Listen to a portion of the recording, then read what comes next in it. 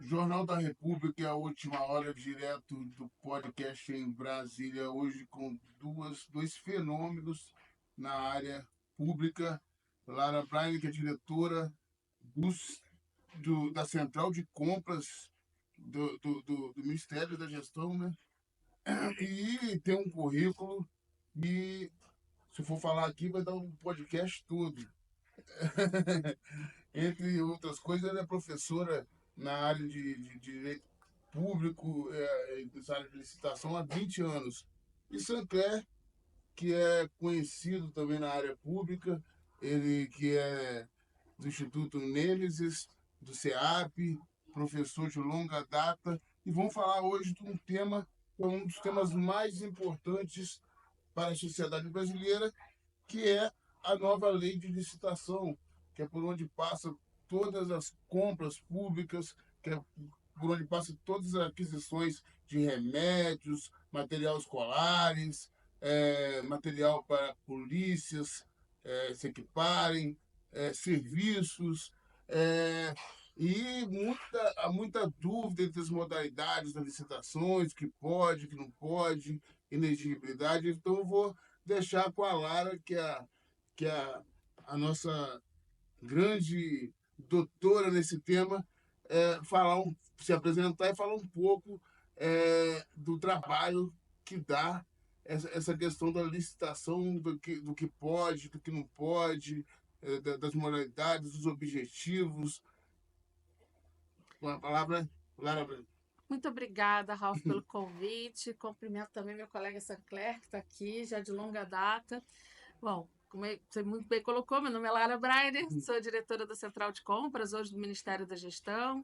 Já estou há mais de 5 anos, fazer 5 anos e meio já no exercício da função aqui em Brasília. Vim para cá por um processo seletivo, larguei o Rio de Janeiro, troquei o Rio de Janeiro por Brasília por um processo seletivo. Justamente por isso, assim, as pessoas acham que entender de licitação é fácil, acham que é só ler a lei que resolveu o problema, e não é. Porque licitação é muito mais do que isso. Você conseguir entregar uma contratação com eficiência e eficácia na utilização do recurso público não é fácil. Eu vejo muitos gestores falando assim, eu fico feliz porque a minha contratação aqui termina em 90 dias. E eu falo, quando a contratação termina em 90 dias, eu morro de medo desse processo de contratação. Por quê? Se você vai fazer um estudo técnico preliminar sério, e aí, para fazer um estudo técnico preliminar, independe da modalidade de licitação. Mas se você vai fazer um estudo técnico preliminar sério, onde você vai se dedicar ao objeto, onde você vai ver as opções de mercado, ver o que cabe e atende à sua necessidade, você demora um tempo. Você não consegue fazer tudo em 90 dias, contrato assinado e o mundo está feliz, né? O mundo não está feliz, porque alguma coisa você deixou passar. Ou você não fez o estudo de mercado de forma adequada, você não fez uma boa pesquisa de preço, você não referenciou bem a sua contratação. E qual é o problema disso? A gente vê o problema na execução do contrato, porque quem contrata mal, obviamente, recebe um serviço ruim. Né? Então, independe se você está fazendo por meio de pregão, de concorrência, se você está vendendo um bem público por meio de leilão, se você não souber fazer um bom leilão, você vai ter prejuízo, porque aquilo que você poderia ter uma arrecadação maior, você vai arrecadar menos. Se você fizer um concurso, se você não fizer uma boa escolha de uma equipe técnica para fazer o julgamento dessas propostas que são trazidas, desses estudos que são trazidos, vai ser ruim. O pessoal fala, agora tem o marco das estatais, então vamos convidar todas as startups para apresentar projeto. Tá bom, mas projeto de quê? Minimamente você tem que saber o que você quer, né?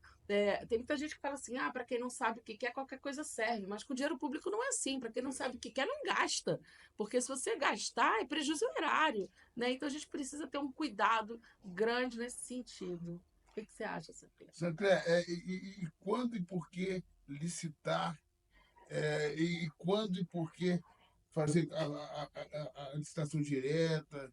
Como é que funciona essa questão? Primeiro, agradecer também o convite aí, cumprimentar a professora Lara aqui, uma das melhores professoras aí do Brasil na área, né? E aí, concordo plenamente com o que você falou.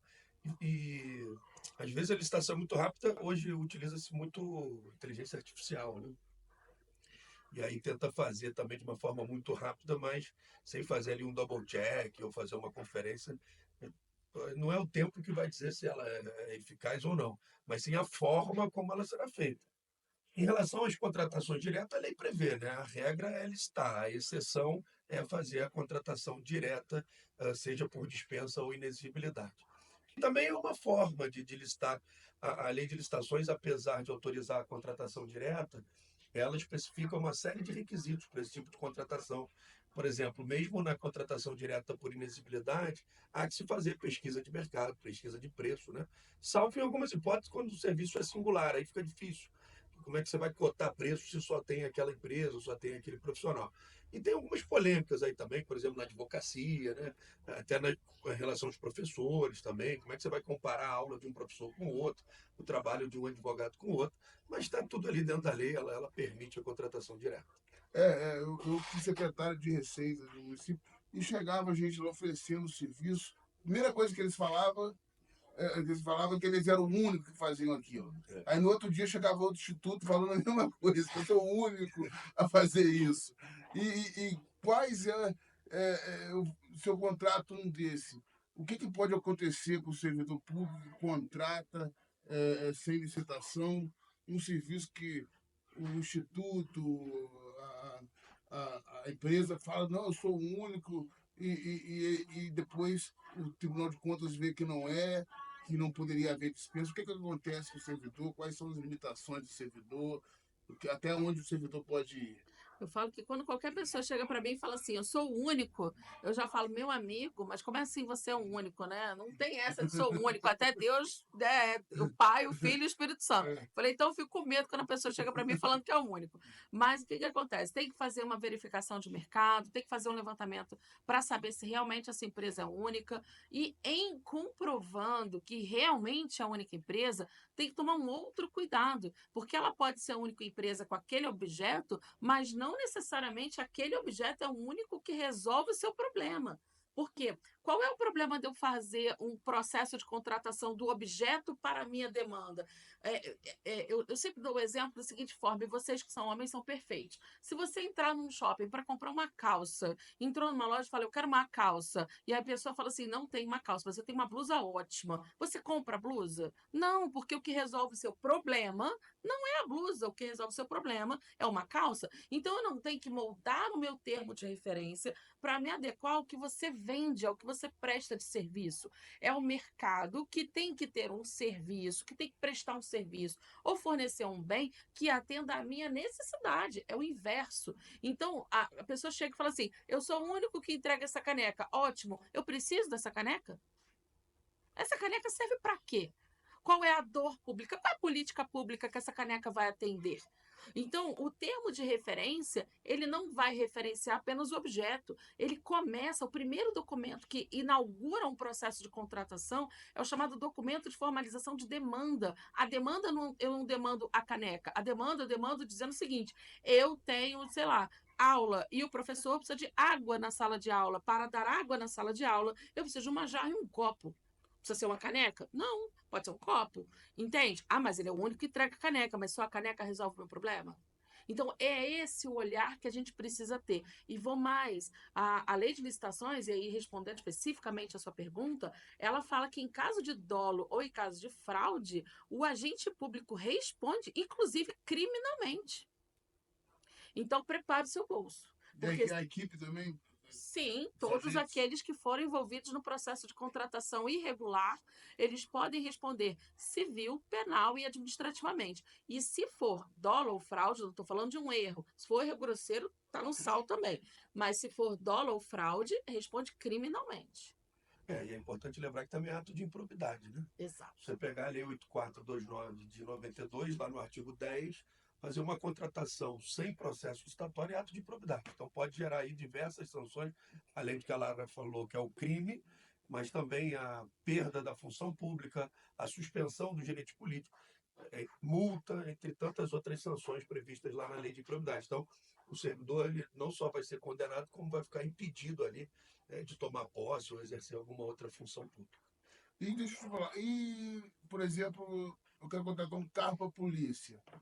Quais são os limites? Eu quero botar uma Ferrari na minha frota da polícia. Eu posso? Pode ter artigo de luxo? Não pode? Como é que funciona essa questão? eu tenho que contratar um carro popular para a polícia, eu posso. O que eu posso e não posso dentro de uma licitação? A pergunta é qual é a sua necessidade. E se você consegue dizer para mim, eu preciso entrar em perseguição, carro de polícia. A que velocidade eu tenho que andar? Aqui, qual é o torque que eu tenho que dar para esse carro? Então, eu faço a pergunta inversa.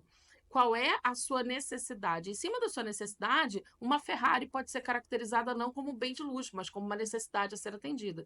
E eu não estou falando da Ferrari especificamente. Mas assim, você consegue justificar. Não dá para você botar, por exemplo, e aí eu tenho até um quid, tá? Só para deixar claro, mas não dá para você botar, por exemplo, um quid numa perseguição. Não vai chegar, né? Você tem uma bandidagem que está aí com uma Hilux, entendeu? Você não vai perseguir uma Hilux com quid, sabe? A não ser que tenha drone, né, atrás. Tipo assim, pegue o Joe, né? Tipo, go speed, go. Mas assim, é isso. É você justificar a necessidade e em cima dessa necessidade você consegue justificar o seu processo de compra, seja uma Ferrari, seja uma Hilux, seja o carro que for. Mas o ponto importante é, bem de luxo pode ou não pode? Em regra, não pode, mas a gente tem exceções, tá? Quando você consegue justificar. Então, se você conseguir justificar a sua necessidade, ele deixa de ser um bem de luxo e passa a ser caracterizado como um bem necessário. E, o Sancler, as fases da licitação, como se escolhe o tipo de licitação, como que você chega à conclusão? Porque tem coisas que são dispensadas, né? Tipo obra menos de 100 mil reais. Explica para a gente um pouco essa questão. Então, basicamente, a lei de licitações traz duas fases, né? A fase interna e a fase externa. Muitas das vezes a gente identifica ali a modalidade de licitação justamente no ETP, né? Porque quem solicita, ele muitas das vezes não faz o processo licitatório, né? Vou dar um exemplo, lá eu falo DFD, documento de formalização da demanda. Quem faz a formalização da demanda é quem tem a necessidade. E nem sempre, lógico que em municípios pequenos, às vezes é quem faz tudo, mas não seria o certo. Nem sempre quem precisa daquele produto ou daquele serviço é quem vai instruir o processo licitatório. Então, ele vai falar da necessidade, vai formalizar a demanda dele. Hoje em dia, faz tudo dentro do plano plurianual, né? Para a gente já prever quais são as necessidades dos órgãos. E aí sim a autoridade competente autoriza a abertura do processo, vai para o ETP. Ali no ETP, no estudo técnico preliminar, é que se identifica ali a modalidade de licitação ou até, se for o caso, de dispensa, dependendo do valor, né, do produto ou do serviço. Mas é nessa fase interna é que se vai se verificar qual é a modalidade adequada. Posso complementar? Claro. Assim, às vezes no ETP a gente pode verificar, por exemplo, que uma contratação vai ficar na casa de 50 mil reais. Aí hoje, com o limite atual, né, 62, você fala, vamos fazer então uma dispensa de valor.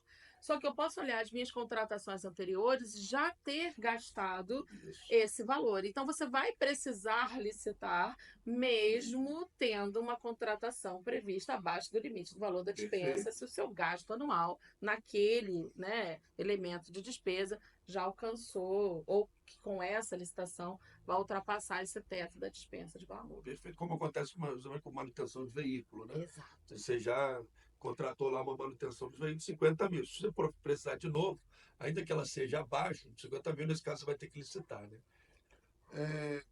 Muito bom. Para um contexto geral, explica para a gente os tipos e as modalidades assim, da licitação. Os tipos, a questão bem Principiológica. principiológica.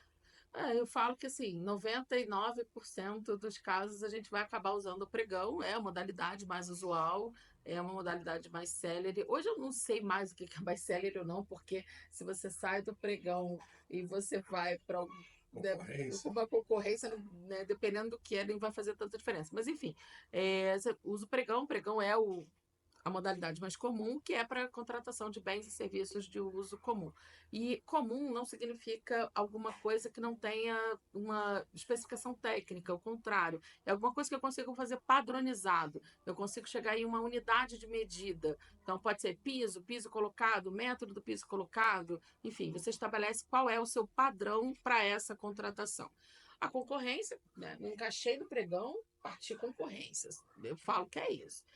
O leilão, que é o processo de alienação de bens móveis e imóveis. O diálogo competitivo, que aí o papa do diálogo competitivo está do meu lado, eu não vou me atrever a falar. Que eu esqueci? Vamos lá.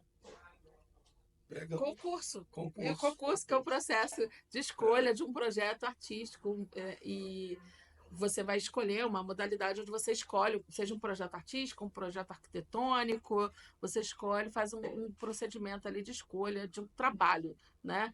Em Nova Iguaçu a gente chegou a fazer um concurso para uma pedreira e contratamos um artista local para fazer uma pintura na pedreira. Eu vou evitar de falar desse caso também, mas é isso, assim, você escolhe um trabalho artístico. Para essa escolha, inclusive, trabalho artístico, você pode fazer contratação por dispensa ou por inexigibilidade de profissionais que vão atuar no julgamento desses trabalhos. Porque às vezes é comum você não ter profissionais dentro do serviço público que tenham condições de fazer esse julgamento. E o diálogo competitivo, deixa para o meu amigo aqui, que ele é o papa do diálogo. O diálogo competitivo é a grande novidade da lei de licitações e acho até que no futuro muito próximo vai se utilizar mais do que o pregão. Há quem entenda que isso seria uma hipérbole, né? Um exagero. Mas como nós entramos na era da tecnologia, né? Das inovações constantes e o diálogo competitivo ele veio para isso, no futuro é porque ainda não se usa, porque não se sabe usar. Porque o diálogo competitivo ele tem uma questão muito interessante. Quando você publica o edital, é chamado edital problema. Então, eu tenho que publicar um edital com um problema, diferente de todas as outras modalidades de licitação, que eu publico um edital já sabendo o preço de mercado, já sabendo o que eu quero. No diálogo competitivo, não. Eu sempre dou o exemplo do PROCON, né? Eu fui diretor do PROCON de atendimento em 2013, depois 20, 21, 22, chefe de gabinete da presidência do PROCON. E lá em 2013, nós tínhamos lá, até hoje tem, o atendimento do PROCON, né? Qualquer estabelecimento tem aquele telefone 151 do PROCON, né? Então você pode ligar para fazer uma reclamação, uma denúncia. E aí, muitas das vezes, não atendia o telefone, ou tocava, não conseguia atender. E eu era o diretor de atendimento naquela época, em 2013. E aí, várias propostas chegavam à minha mesa, assim como chegam dos prefeitos, né, e tudo mais. Iluminação pública, é melhor fazer PPP, é melhor licitar, né? Sempre aqueles problemas. E aí, uns falavam assim, olha, é melhor colocar um call center terceirizado. Outros falavam, não, isso aqui é melhor ter um PABX, pô. Coloca um PABX aqui e resolve o teu problema. Outros falavam, não, rapaz, não é nem PABX nem call center, é VoIP. Hoje tem um negócio da internet.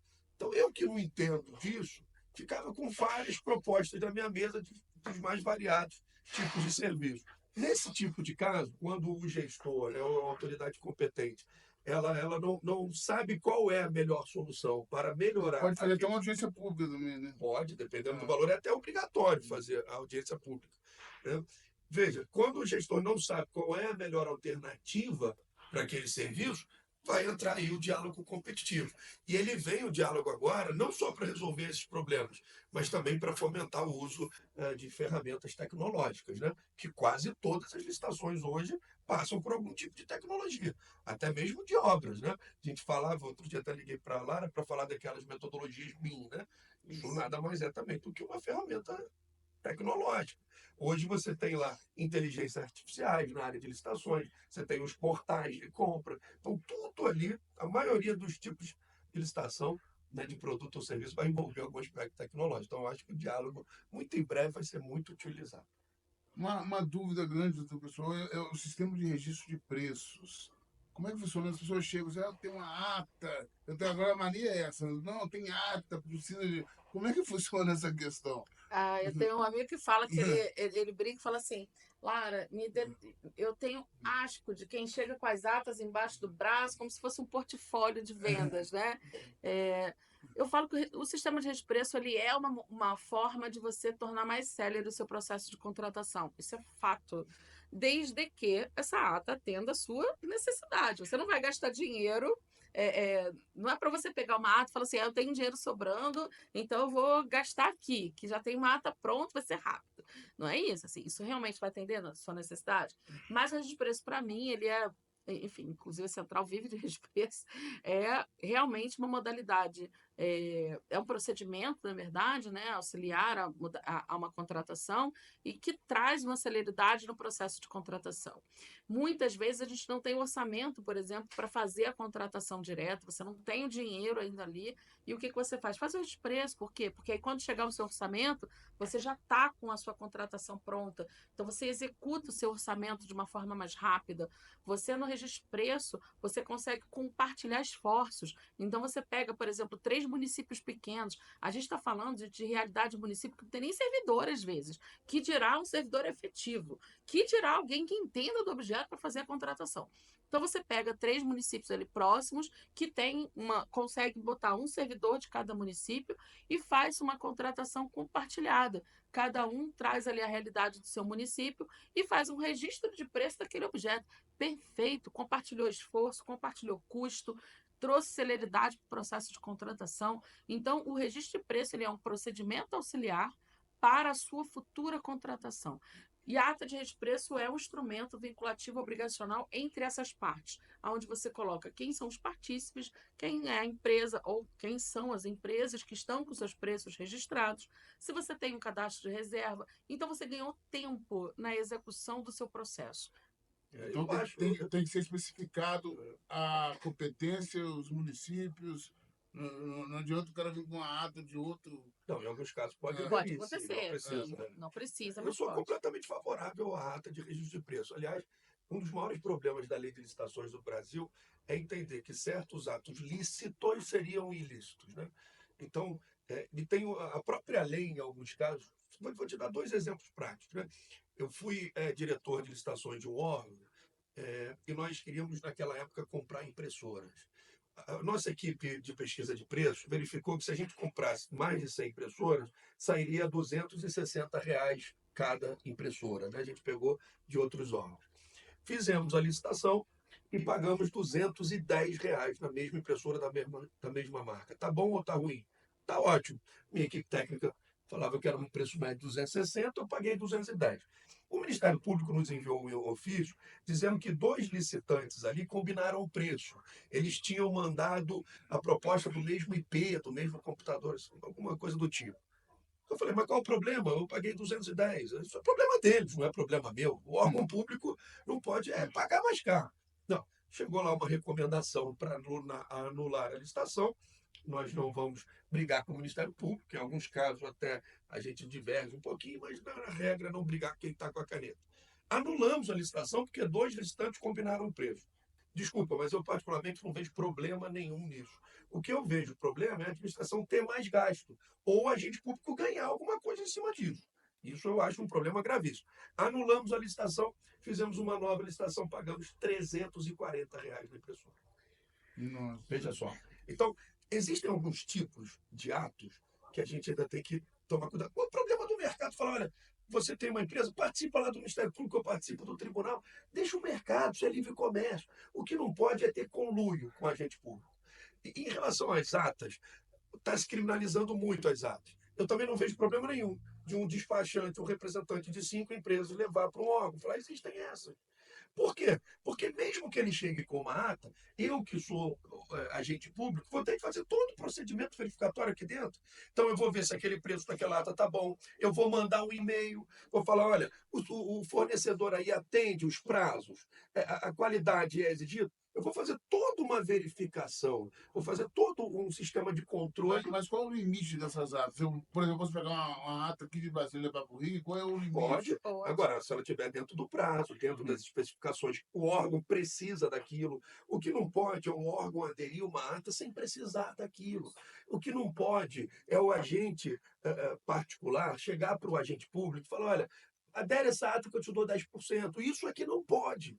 Mas a adesão de ata, e a Lara falou muito bem, tem município que não tem nem pregoeiro. Ou adere à ata ou fica sem papel higiênico. Então, assim, eu sou totalmente favorável à ata e eu acho que a gente tem que evoluir muito no Brasil ainda em questões que são lícitas e Mas tratadas Lara, como você Eu queria complementar, posso? pode. E aí eu vou fazer 2 complementações, tá? Lógico. Uma em relação a essa questão do Ministério Público, porque, na verdade, a decisão ela é contrária à própria lei. Por quê? Porque o que diz a nova lei de licitações? Ela é muito clara em relação a isso. Se você encontrar uma ilegalidade no seu processo de contratação, já, inclusive Convalida. já na execução do ato, já na execução do contrato, você tem 11 etapas, você tem que justificar e passar por essas 11 e no final dizer assim, o que atende o interesse público primário. Porque a lei de licitações, ela não está preocupada em guardar o dinheiro, entre aspas, tá? A preocupação dela é aonde está a sua dor? O que é mais importante para a sociedade? É eu não comprar o remédio porque foi feito uma licitação onde teve um conluio entre dois fornecedores, mas eu consegui comprar um remédio por um preço inclusive abaixo do mercado? Ou é importante eu deixar ou eu levar o remédio para essa pessoa? Aonde está o interesse público primário? Anular é exceção, né? Anular a exceção. E em relação à questão da ata, eu vou dar mais um ponto. Eu acho que a lei foi modesta. Dentro do estudo técnico preliminar, existe uma obrigação. Quando eu estou construindo o meu processo de contratação, eu sou obrigada, está lá no ETP, nas regras do ETP, eu sou obrigada a ver se tem uma intenção de registro de preços aberta. O que o legislador quis? Que eu diminuísse o meu esforço. Porque se existe uma intenção de registro de preço aberta, não tenho que licitar. Eu boto a minha demanda nessa IRP que está aberta e o órgão que já está conduzindo vai licitar para mim. Ora, se o legislador quis que eu pesquisasse uma intenção de registro de preço, por que eu não vou pesquisar uma ata que já está pronta, que eu não tenho nem que esperar a licitação terminar? Então, assim, para mim, a adesão à ata de registro de preço atende principiologicamente ao que o legislador quis trazer dentro do estudo técnico preliminar. Você tocou num ponto interessante, que é a questão do remédio. Por exemplo, eu tenho um remédio que eu tenho que comprar que só existe na França. Como é que eu faço essa contratação internacional, essa licitação? Como é que eu faço esse procedimento? Licitação normal. E se Então, só tem uma, não tem e se problema nenhum. houver Aí compra... impugnação, as impugnações serão dos editais, respondidas. A é, impugnação faz parte do processo. mas aí não atrasa o processo licitatório, não? Como é que Não, é funciona? dentro do Prazo bem prazo. curto. É. Mas não, por que não atrasa? Porque, na verdade, quando a gente está dentro de um processo de licitação, o prazo que você coloca de antecedência entre a publicação do edital e a realização do certame, já está previsto o prazo de impugnação e de resposta às impugnações. Tanto impugnação quanto pedido de esclarecimento. O que pode acontecer e que pode trazer algum atraso é o licitante entrou com alguma impugnação que realmente faz sentido e que vai fazer com que você retorne, a gente chama de retornar para a prancheta, né? Que você retorne, porque eu sou das antigas. Então, que você retorne o seu processo para que você verifique o que foi trazido ali, se realmente vai fazer com que você altere os artefatos do seu processo de contratação. E isso traz um atraso. Mas eu falo que, né, numa situação dessa, para mim é muito mais importante o atraso, porque este atraso vai fazer com que o processo seja melhor do que bancar uma contratação que tem algum tipo de irregularidade e que poderia ser saneada ali, atrasando, sei lá, que sejam 10 dias úteis, não me importa. O que importa é realmente entregar uma contratação saudável, lícita e regular para a administração e para a sociedade, né? É Isso isso. aí. E o procedimento da publicidade para se habilitar as pessoas que vão participar? Como é que funciona esse procedimento? Eu tenho a empresa, como é que eu faço para saber das licitações que estão acontecendo? Esse é um dos maiores problemas, né? Não só a violação do princípio da competitividade, mas a violação do princípio da publicidade. Primeiro, é importante deixar claro que ato público é diferente de ato acessível ao público, né? Às vezes o ato é público, mas ele não é acessível ao Põe público. naquele jornalzinho lá, de É, 2 edições só. tem prefeitura, por exemplo, que para você ter acesso, você tem que preencher uma série de doutrinas. Você tem que saber o número da licitação, senão você não consegue ter acesso ao edital. Então, mas a informação é pública, beleza, mas ela não é acessível ao público. Então, a publicidade ela tem que ser a mais ampla possível, né? Ela não pode ser uma publicidade mitigada. A lei até permite ali mitigar a pesquisa de preços, né? Postergar um momento, mas a regra, até porque a lei de licitações deve obedecer à lei de acesso à informação, né? O ordenamento jurídico ele é todo compatível. Então não é só a lei 14.133, mas a lei de acesso à informação também traz lá o dever de transparência ativa dos órgãos, né? Então a publicidade tem que ser a mais ampla possível. Hoje as prefeituras, os órgãos públicos, as autarquias, né? Seja lá os entes também, usam muitos portais, né? E aí os licitantes eles ficam sabendo das licitações em âmbito nacional. Então, com o uso da tecnologia também, acho que a publicidade está aumentando cada vez mais. Mas não tem má fé do agente público, né? Então, ficou hoje muito mais acessível ao público as licitações. Antigamente era muito mais difícil, era mais licitação presencial, então era difícil até participar. Hoje tem empresas que participam de 10 a 20 licitações por dia. Então, hoje ficou um pouco mais transparente, mais acessível. Fica transparente, fica acessível. Eu sou dessa época das licitações É. presenciais, mas fica transparente, fica acessível, mas eu só fazendo um parênteses, né? Para a empresa, com a pulverização dos sistemas de licitação, é um pouco mais trabalhoso, porque ela tem que se habilitar em todas, né?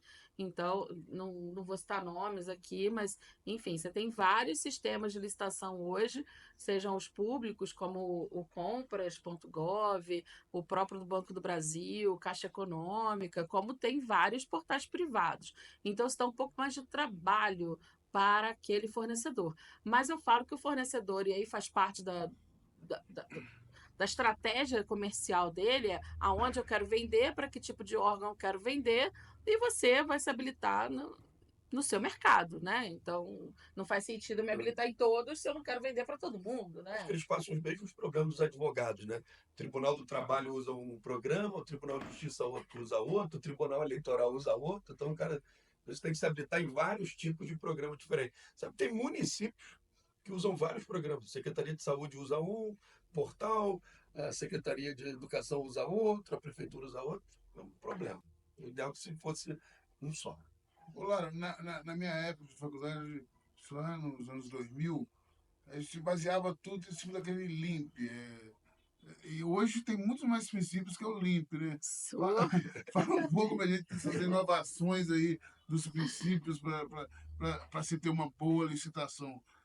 Antigamente era só 5, né? é, Era básico. eu vou falar que todos eles se resumem num só, bom senso. Mas, se tiver que, bom senso, já é um que bom começo. todo mundo nasce, né? É, As pessoas não precisam ler código penal, é só ter o bom senso, não precisa de religião, não precisa de nada. Precisa É. ter bom senso, né? Porque a moral a gente já nasce com ela, a gente já nasce sabendo o que é certo e o que é errado, né? A verdade é essa. até quem faz o errado sabe que é errado, né? Mas são 21 princípios estabelecidos, fora expressamente, fora os implícitos, né? Mas, assim, minha época de LIMP também era. Na verdade, eu comecei na época do LIMP sem o E, aí veio a emenda constitucional É. que trouxe o E, acho que para fechar a palavra, né? Legalidade, impessoalidade, moralidade, publicidade e eficiência, e a lei de licitações traz 21 expressos. Mas eu acho que de todos ali, o princípio da supremacia do interesse público sobre o interesse privado realmente é o que norteia, é o que rege a nova lei de licitações. Se eu tivesse que escolher um para falar, seria o princípio da supremacia do interesse público, porque ela vem muito preocupada com a execução da política pública, com o cuidar do cidadão, com esse olhar da administração pública sendo uma administração gerencial para gerenciar as demandas da sociedade. Então, tanto que você, quando encontra uma ilegalidade contratual, você tem que justificar o porquê que você vai declarar nulo o contrato, ao invés de mitigar essa ilegalidade e continuar com a execução, porque a preocupação é com a sociedade. Um dos itens, por exemplo, que você tem que mitigar, que você tem que ponderar, é a quantidade de empregos diretos e indiretos que serão tirados. Então, olha onde a lei chegou, né? Então, a lei de licitações, eu realmente sou apaixonada pela nova lei de licitações. Tem gente que critica, mas comparando com a de 90, a lei das ombreiras, ela é ótima. Mas, assim, principiologicamente, ela vem preocupada com o bem-estar do cidadão, com a entrega da política pública na ponta, fazendo com que a gente saia do discurso vazio da legalidade, como se a legalidade fosse o fim da contratação. A legalidade ela é um meio, ela não é o fim. O fim, a finalidade da contratação é alcançar a dor dessa sociedade. E o que a lei de anticorrupção ela impacta nessa questão dos contratos públicos? Ela faz demorar mais? Você falando dos princípios, né? Pessoas que não seguem os princípios. Como é que é esse processo criminal aí desses agentes que burlam a lei, que fazem licitações consideradas fraudulentas? A lei anticorrupção ela veio principalmente para traduzir a moralidade do limpo que você falava, né? Aliás, hoje fala até em compliance, integridade, governança, porque o critério de moralidade ele é muito subjetivo. Então, algo pode ser moral para mim e não ser moral para você, né?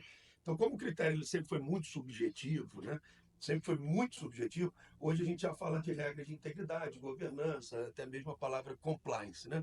Então, dentro da lei anticorrupção, e ela tem um decreto que regulamenta ela, nós temos ali diversos princípios, né? Explicando o que é, né, uma conduta ética. Então, isso ajuda bastante. Por isso, alguns municípios, por exemplo, publicam código de ética, normas de integridade, normas de compliance. A gente continua discutindo hoje se as licitações no Brasil podem exigir isso dos licitantes, ainda que as licitações não sejam de grande vulto, porque a lei de licitação ela traz lá a obrigatoriedade para quando a licitação é de grande vulto. Mas o agente público hoje, que se preocupa com a moralidade, que se preocupa com a integridade, ele quer exigir de todo mundo. Até do cara que vende papel ali, né, uma licitação de menor vulto. Alguns tribunais entendem que viola a competitividade, exigir regras de compliance de uma empresa, uma certificação, porque hoje você tem a ISO 37001, a 37301, né, anti-suborno e a compliance, alguns órgãos exigem, mas muitas das vezes entendem que exigir esse tipo de certificação seria violar o princípio da competitividade. Eu acho que deveria ser uma exigência para todas as licitações e não só para licitações de grande vulto. Mas sobre o LIMP ainda, bem no início do nosso podcast, me chamou muita atenção que a Lara falou de eficiência e eficácia, porque realmente tem uma diferença ali de eficiência, eficácia e efetividade, né? Então ela falava, um processo licitatório concluído em 90 dias, ele é eficiente? Não. Ele é efetivo, porque efetivo ele foi, porque 90 dias o resultado. Agora, eu tenho que ver se ele foi eficiente e eficaz. Qual foi o método utilizado? Qual foi o modo utilizado, né? Então, esses princípios, eles ajudam muito a gente a operar nesse tipo de situação. Por exemplo, é, o Niemeyer faleceu, mas existem os herdeiros do Niemeyer, que tem vários projetos do Niemeyer. Como que eu vou avaliar esses documentos, avaliar a capacidade técnica, financeira, jurídica? A gente chega no escritório, muito escritório de advocacia chega, não, porque eu só tenho esse conhecimento, aquela questão que eu falei no início. Como é que a gente avalia esse critério para as licitações? Só ter um? Difícil, hein?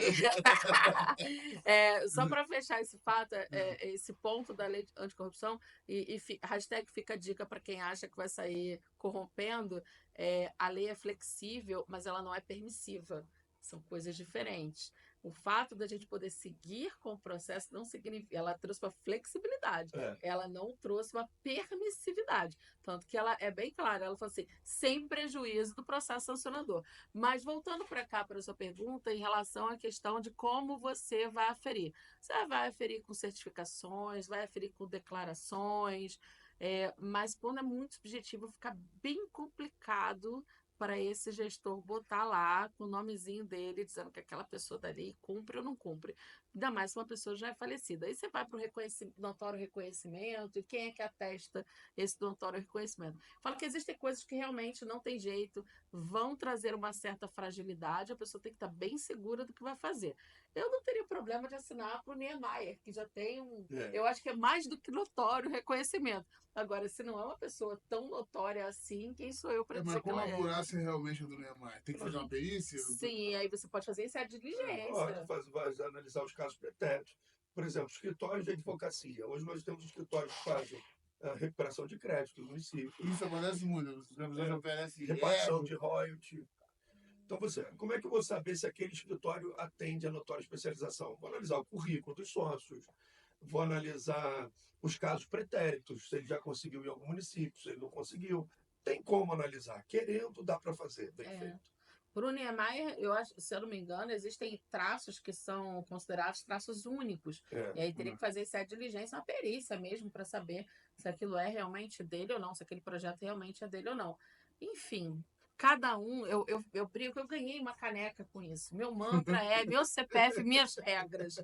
E meu CPF, minhas regras. E um grupo de alunos mandou fazer, estou tão feliz com a minha canequinha. E o que acontece? Eu falo que você tem. Toda pessoa que é agente público, ela tem que ter um apetite ao risco, ele tem que fazer a sua classificação de apetite ao risco. Se é zero, dificilmente uma pessoa vai assinar que é notória especialização sem haver uma certificação ali. Se é uma pessoa que tem um pouco mais de apetite ao risco, ela topa e ela vai colocar e se joga na contratação. Não há contratação de inovação sem risco. Então, é um pouco disso, assim, sabe? Até que ponto você se compromete, até que ponto você concorda em se comprometer e assumir um risco mesmo de um processo posterior.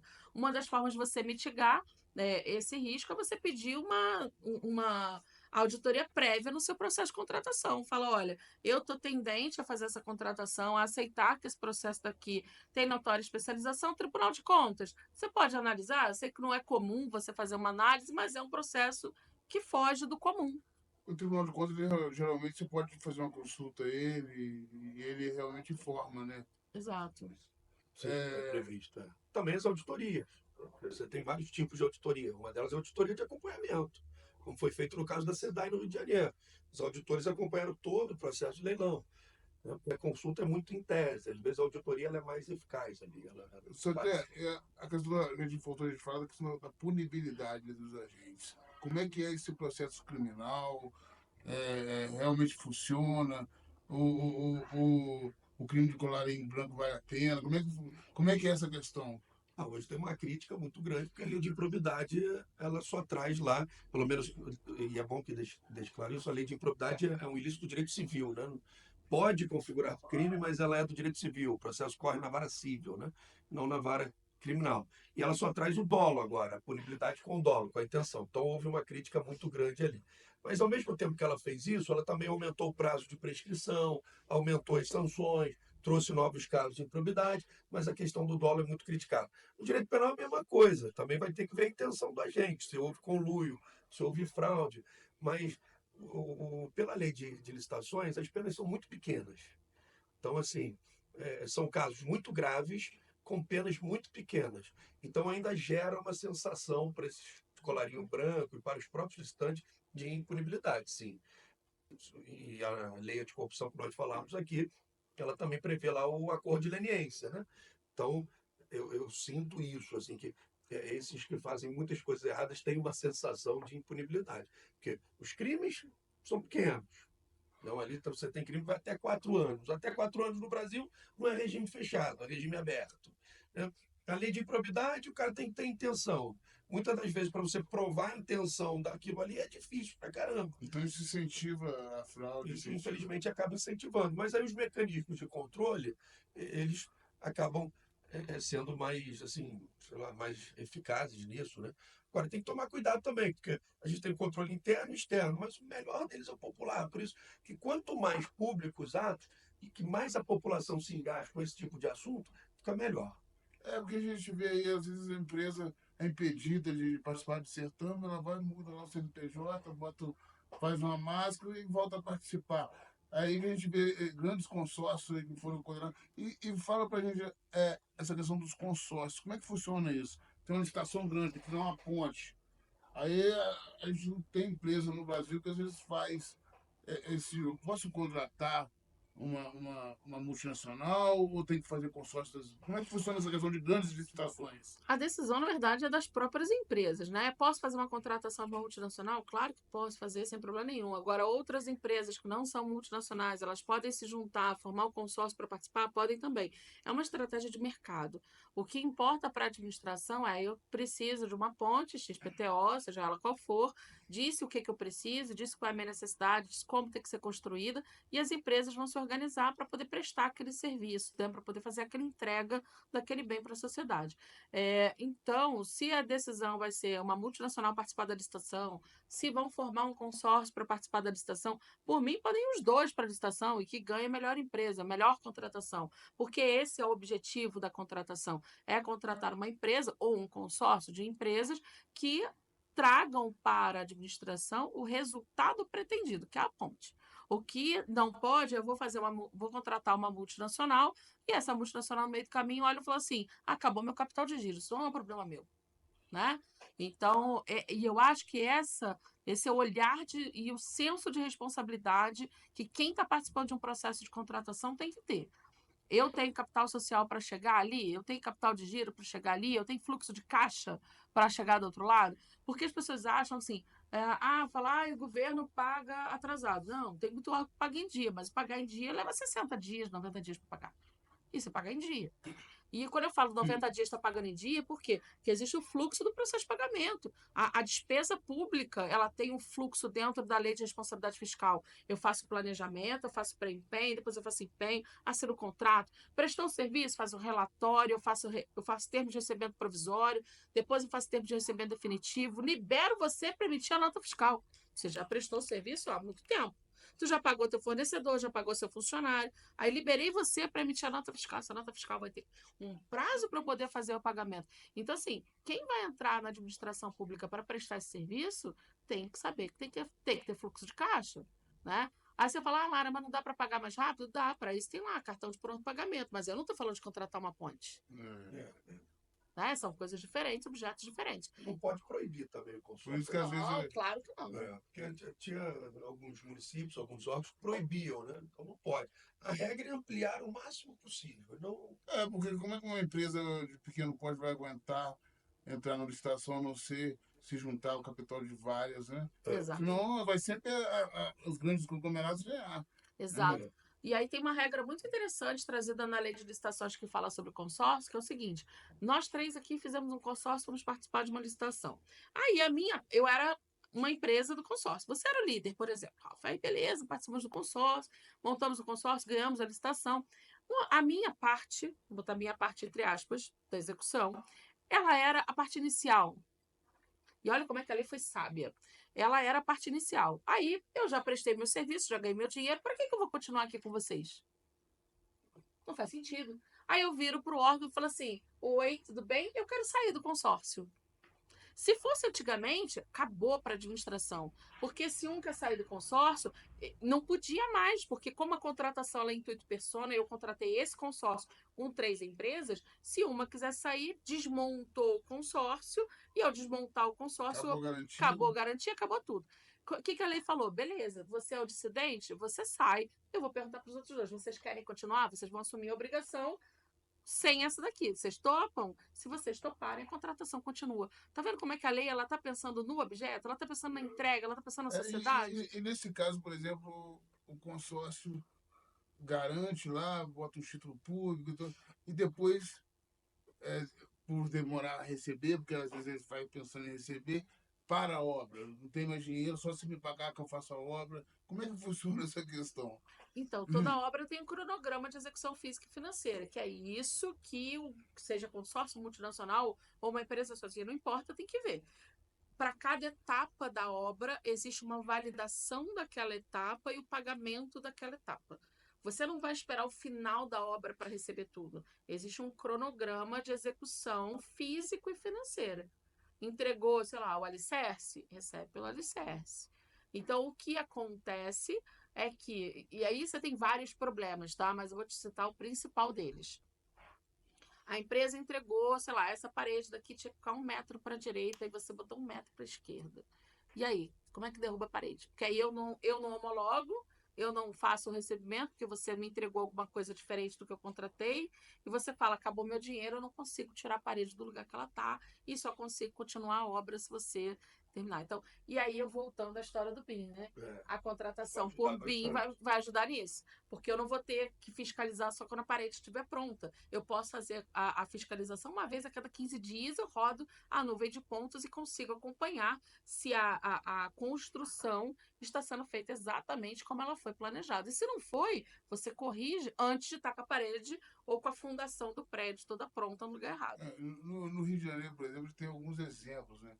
Igual aquele museu lá da Barra da Tijuca, que começou falando que ia terminar em 1 ano, foi para 2 anos, 3 anos, 4 anos. Agora lá tem um museu também lá em Copacabana que está no mesmo ritmo.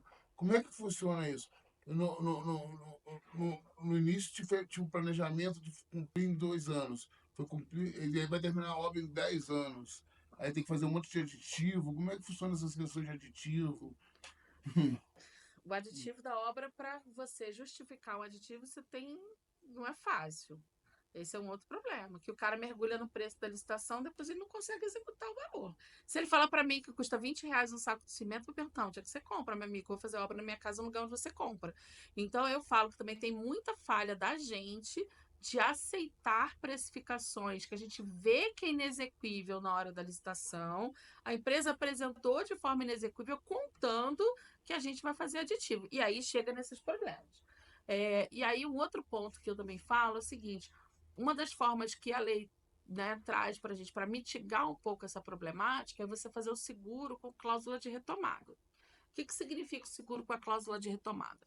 Eu faço uma contratação com você para construir esse museu.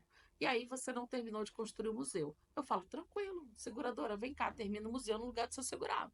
Ah, vai sair mais caro. Pois é, vai sair mais cara a contratação? Será?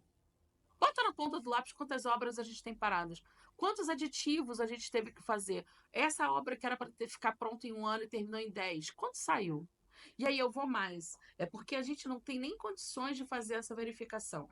Mas se eu digo para você, eu quero uma obra em 1 ano, você faz uma expectativa de mão de obra, de material, de tudo que você tem que comprar de uma vez só.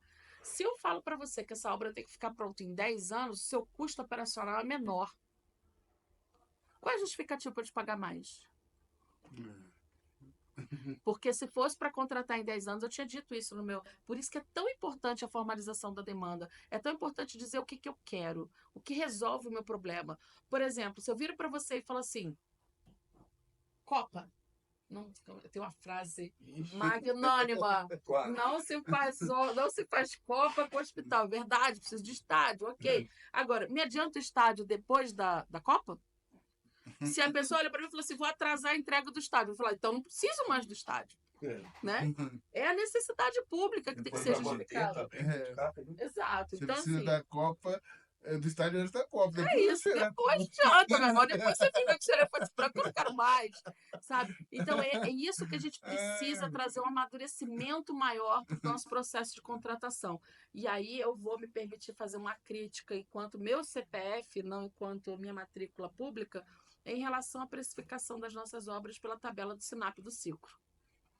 Porque quando a gente bota que a tabela do SINAP é o preço máximo dessa contratação, isso muitas vezes a gente vai começar a ver isso agora. A nova lei traz a obrigatoriedade de trazer esse dado. Qual é o dado que eu preciso trazer? Em 25 dias após a assinatura do meu contrato, eu tenho que dizer o que eu ia, a quantidade e o preço unitário. Estou baseada no Cicro ou no SINAP. E aí, quando eu termino a minha obra, em 45 dias úteis, eu tenho que dizer quanto que efetivamente eu comprei e quanto que eu efetivamente paguei. E aí a gente vai ter dado para questionar. Será que a tabela do SINAP e do Cicro realmente são os melhores? No Rio tem a EMOP, né, que é muito criticada, não é atualizada com frequência. Os métodos mudam, então, se às vezes era para botar um negócio de madeira, botou de metal, e aí é difícil achar no mercado também. Realmente as tabelas, como era medicamento, você falava tabela CIMED também, outro dia até liguei para a Lara, também tem muito problema com essas tabelas. É isso. Infelizmente, nós estamos aqui com duas maiores autoridades na área de licitação do Brasil. A gente tem até que falar um pouco também da formação dos servidores para finalizar, entendeu? E deixar aí alguma dúvida que vocês acham pertinentes passar para o público, porque infelizmente nosso tempo está acabando. Então, Lara, eu vou começar com você. Fala um pouco dessa questão da formação e o aspecto geral da nova lei de licitação. Eu falo que assim, se o meu CPF meu CPF estabelece as minhas regras, eu tenho que conhecer minimamente. Faz parte da arte da guerra, né? Acho que é um livro que todo mundo tinha que ler. A arte da guerra. Eu não tenho como entrar no campo de batalha se eu não conheço o campo de batalha, eu não conheço as regras dessa batalha, se eu não sei o que eu vou encontrar, o que eu vou esperar. Então, um servidor que passa, eu acho uma temeridade você pegar um servidor que acabou de passar no concurso e virar para ele e falar assim, oi, você acabou de tomar posse? Você será pregoeiro. Sem que você dê uma capacitação para ele, mínima, tem que ter uma capacitação. Ele precisa entender o que ele estudou de licitação e contrato para responder 2, 3 perguntas numa prova de concurso. Isso não prepara a pessoa para fazer uma licitação. Ele tem que fazer capacitação e a capacitação ela tem que ser frequente. Ela tem que ser permanente. Esse servidor tem que estar atualizado com o que acontece no Tribunal de Contas, que avalia o processo dele. Então, se ele é um órgão submetido a controle externo estadual, o que o seu Tribunal de Contas do Estado pensa? Como decide o seu Tribunal de Justiça? Você é um servidor da União? Como pensa o Tribunal de Contas da União? Como pensa a Justiça Federal? Sabe? Por quê? Porque se você não tem isso, você é o elo fraco dessa relação. Porque você acabou de passar no concurso, mas a empresa está operando há muito tempo. Eu acho injusto, por exemplo, você pegar empresas que praticam conluio e você dizer que o responsabilizado é o servidor, porque ele não sabia nem o que era para ele fazer. Ele não sabia nem que tipo de certificado ele tinha que fazer. Você vê o caso que você citou do Ministério Público. O Ministério Público soube que era o mesmo IP. Como é que o pregoeiro vai saber? Que tipo de diligência que ele vai fazer para chegar nessa informação? Né? Respondendo. É verdade. Sabe? Então, assim, é exigido. É exigido do servidor um nível de maturidade que a gente não dá condições para ele ter essa maturidade. Então, é necessário que o servidor faça capacitações permanentes. Se o órgão não paga, cara, procura capacitação gratuita. Tem escola de contas de Tribunal de Contas, tem escola de contas escola de governo. Procure se capacitar. O que importa é você conhecer o objeto. E mais, procura outros pregoeiros, procura outros gestores, outros fiscais, procure, monte a sua rede, faça parte de uma rede de apoio. Não fique sozinho, porque assim, licitação sem problema é impossível. Se a sua licitação chegou no final sem problema nenhum, tem alguma coisa errada. Se está todo mundo feliz, quem está triste é você, sabe? Então é isso, assim. Posso deixar de Procura lá o CEAP, né? Eu falo português também. Nós, como professores do CEAP, né? Que é o Centro de Estudo de Administração Pública, sempre estamos lá participando dos eventos, né? Os congressos, os seminários, os cursos de capacitação, até porque é um dever do gestor, né? A nova lei de licitações, ela diz que a alta administração tem que estar comprometida com os resultados, né? E nós falamos dos princípios, a eficiência não é só um princípio, a eficiência é um dever. Então, a capacitação decorre do dever de eficiência. E o SEAP, como você bem falou, realmente capacita muito aí servidores das mais esferas. É uma das maiores escolas do Brasil, né? É, uma das maiores, sem dúvidas nenhuma. Então deixa aí uma mensagem final aí para todos os Então, você agentes públicos. aproveita o podcast, bota o link aí do SEAP, bota aqui onde quer que você. Então, realmente, aí deixa aí o convite para o SEAP, os seminários, né? No Rio de Janeiro, esse ano, nós vamos ter os seminários de compras públicas, vamos ter o FESAP, o Fórum de Saúde Pública, vamos ter também só para as estatais, né? Então, o servidor que é de estatal também vai poder participar, e tudo isso você acompanha lá no site do SEAP. Centro de Estudo de Administração Pública do Brasil. Mais uma vez, agradecer aí o convite, carinho, parabenizar aí o trabalho de vocês. Obrigado, professor Zé, obrigado, Lara Brenner, que é diretora da Central de Compras do Ministério, agora não é Ministério da Economia, mas é Ministério da Gestão e Inovação, né? Exato. Última hora, notícia levada a sério.